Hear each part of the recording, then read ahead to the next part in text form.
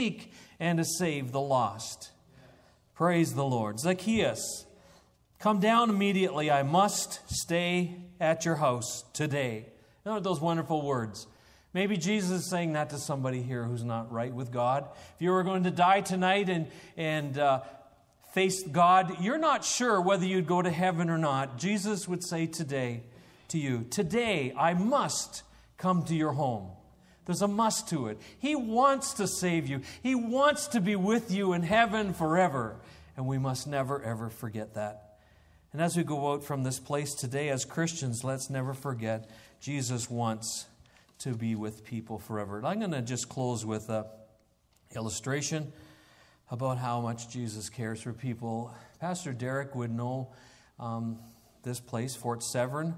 I was there less than a year ago, and their pastor had died. It took us a while to get there because it's way up in Hudson Bay where the polar bears are regularly frequenting. So it's way up there. It took us a while to get there. The pastor had passed away in Toronto, actually, at the hospital. So we went up there, and I arranged to have an interpreter for me because most of the people speak Ojibwe. So I had arranged for somebody that I'd met 10 years before. His name was Tommy Miles. And Tommy was going to be my interpreter. He was going to meet me at the airport, etc., and come to me with the service. And we're going to talk about the future together. I wasn't sure if they wanted to have a service, but I knew we needed to talk. Where's the church going to go now? Because a small group of 20, 30 people or so total. So anyway, I go to the service, and when I get there, we have a little business meeting, and we talk back and forth. I say, okay, we'll try to do this. Yes, we need to fix up the living quarters if we're going to get somebody that's not from this community. All of this was decided. And this was decided in about an hour, and Tommy was interpreting for me. Then we came to the end, and I said, so what do you want to do? And they said, well, we want to have a service. And then they told me what they wanted me to preach on. And it was the second coming. And I thought, of all the subjects, the second coming, it's got 1,001 ways to go. And I've already, the waters are so muddied anymore. All I know is Jesus is coming soon, and I want to be ready. And after that, I don't really like to get too specific about anything. But anyway, I kind of proceeded to do that. Had a friend with me who had been through an operation with a brain tumor, and just an amazing story. And he shared his testimony. I got to the end of my message, and I said, you know what? I appreciate the fact that you wanted me to preach on the second coming, but there's a verse of Scripture or two in Luke chapter 15 that I just feel are burning in my heart. And so I said to them, I was reading in verse 4 of chapter 15 of Luke, where there's lost sheep. And something gripped my heart as I read the parables. And I've read them and preached from them many times. But it says, does he not leave the 99, the shepherd, or the owner, I should say, not leave the 99 in the open country and go after the lost sheep until he finds it? Never caught that phrase before, but said, until he finds it. Then it came to the next parable of the woman with the lost coin, valuable possession to the family. And it says, does she not light a lamp, sweep the house, and search carefully until she finds it? Until she finds it. And it's one of those moments where the Holy Spirit comes, and hopefully it's 90+% Holy Spirit and only less than 10% Tom. I don't know what I said. All I know is that for a few moments, 5 or 10 minutes, I kind of expounded on that truth, that the Holy Spirit was here. He was seeking until he finds it. And so if you're far from God, right? And so Tommy Miles is interpreting this for me. As I'm preaching about the second coming, I'm seeing, because he's not right with God. He hasn't been to church for 10 years. He's interpreting for me the second coming, being ready. And now I'm talking about this, and his face is getting, he looked in much turmoil as I was doing this. And then we called people together for prayer at the end of the service. And called people together. Now we had one song in the service that morning because the lady had chopped her fingers, the guitar player, with the axe, and so she could play one song. And we already sung that one, so there was no music. And so I'm doing the altar call, and, it's okay. My friend and I are praying for everybody because they just really need somebody to pray for them. They lost their pastor, and so we're praying for them.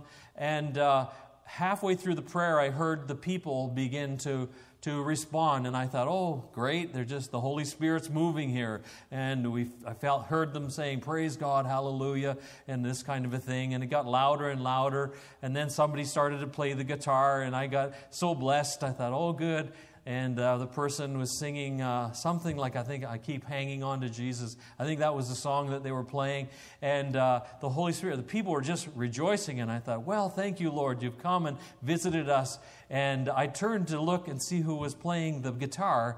And it was Tommy Miles, the guy who had been away from God, who had realized that the shepherd had come to seek until he found him. And he found him.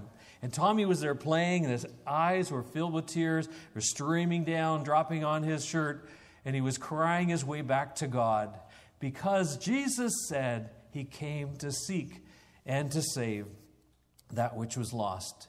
He sought until he found it, and she sought until he found it, and Jesus seeks us until he finds us.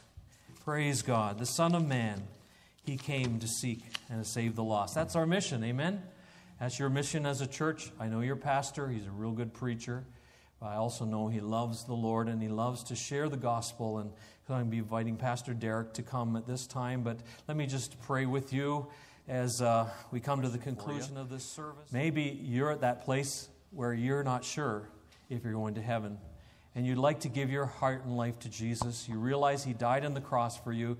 And today you hear his voice saying, today I must go to your house. He's inviting you. If that's you today, I just want you to raise your hand so I can pray for you. So how many here would say, that's me. I want to give my life to Christ today. Hallelujah.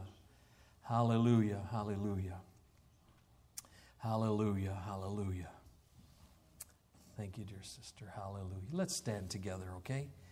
Hallelujah. Hallelujah. Hallelujah. Hallelujah.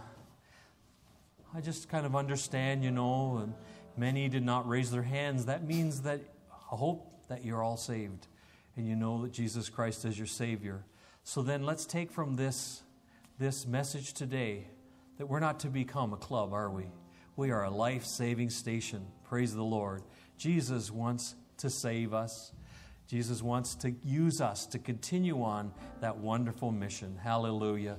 Heavenly Father, today we give this part of your service to you as well, trusting the Holy Spirit to move at our altar time, to move by your power. Bless those that have stepped forward today, and I pray whatever needs they've come with, that Jesus would meet them. Hallelujah.